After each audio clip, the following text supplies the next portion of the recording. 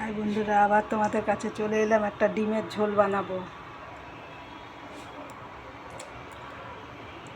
আদা গ্রেট করে রেখেছি, আদা, রসুন গ্রেট করা, পেঁয়াজ কুচি, টমেটো কুচি, কাঁচা লঙ্কা আর গরম মশলা তো ফোড়ন দেবো, তেজপাতা ফোড়ন দেবো আর একটু জিরে ফোড়ন দেবো।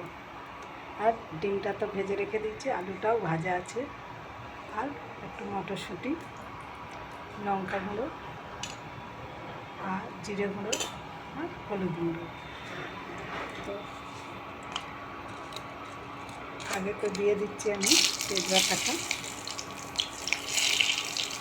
তারপরে জিরে,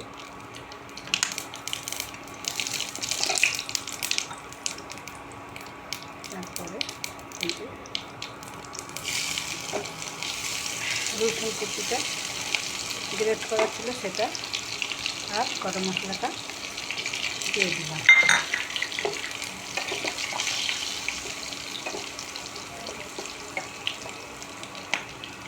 লাল লাল হয়ে গেছে, পেঁয়াজ কুচিগুলো দিয়ে দিই,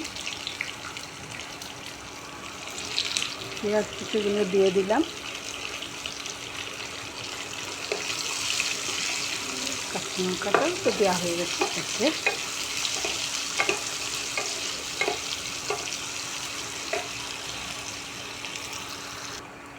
একটু ভাজা ভাজা হয়ে গেছে, এই যে আদাটা গ্রেট করে রেখেছিলাম দিয়ে দিলাম, পরিমাণ মতো আদা,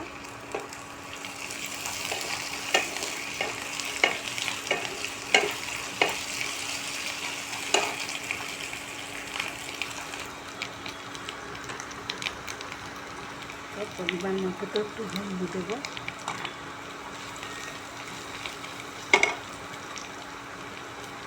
পরিমাণ মতো একটু লঙ্কা গুঁড়ো, পরিমাণ মতো জিরে গুঁড়ো, একটু তো জল দেবো, আলুটা পুড়ে যাবে।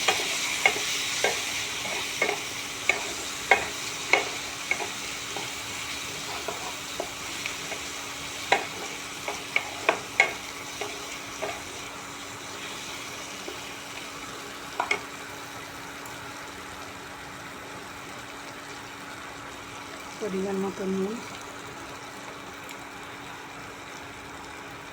আর পরিমাণ মতো একটু চিনি।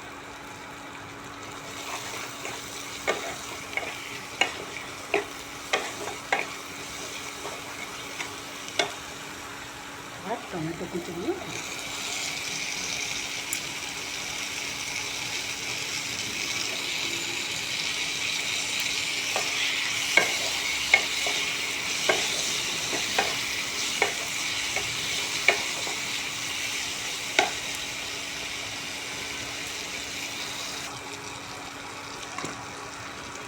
এবার তো কড়াইশুঁটিগুলো দিয়ে দেবো।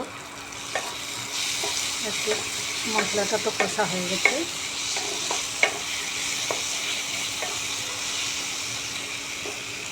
মশলাটা কষা হয়ে গেছে, কড়াইশুঁটিগুলো দিয়ে দিলাম।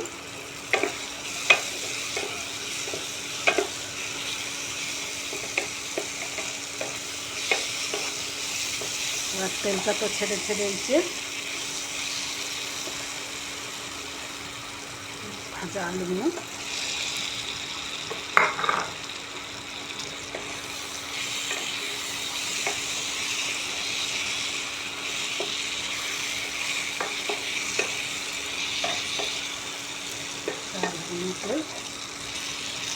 দিয়ে দিয়েছি।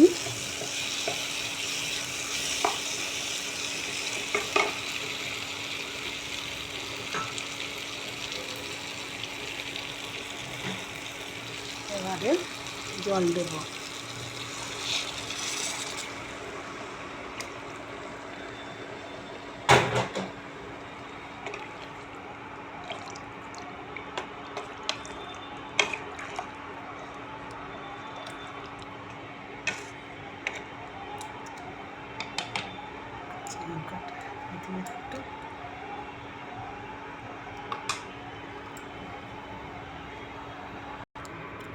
এবার তো ফুটে গেছে, এবার তো ডিম দেব,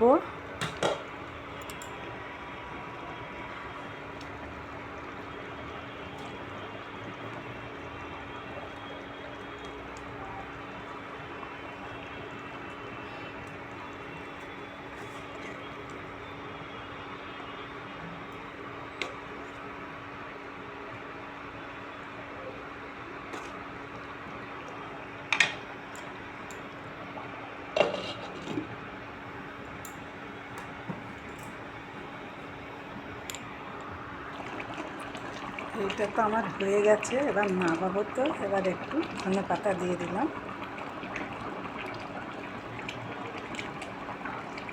উপরে।